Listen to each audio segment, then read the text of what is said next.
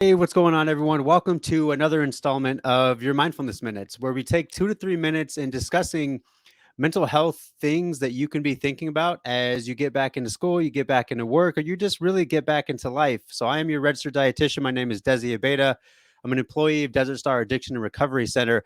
So, these last 3 episodes, we try to dive into control and what that does for us and really what it has to do with our behavior. So, I figured it would be a good transition for us to talk about behavior in a way where we're discussing habits, where they come from, and actually why you do them. And so, I'm going to go ahead and pull something up that I thought would be really, really great. And so, a lot of this work comes from Charles Duhigg and the Power of Habit.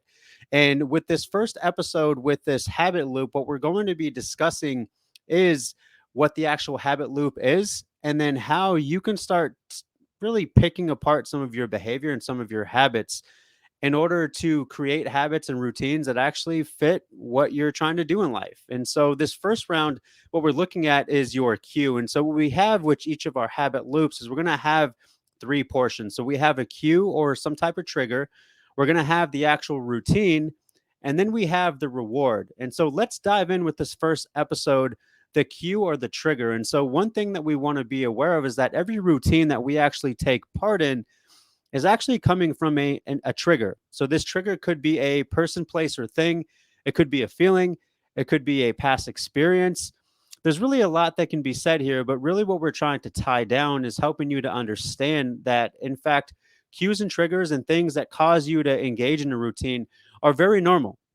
Okay. And so once we start to label it and once we start to minimize the shame that we have by some of our routines, because let's be honest, some of our routines might not be serving us.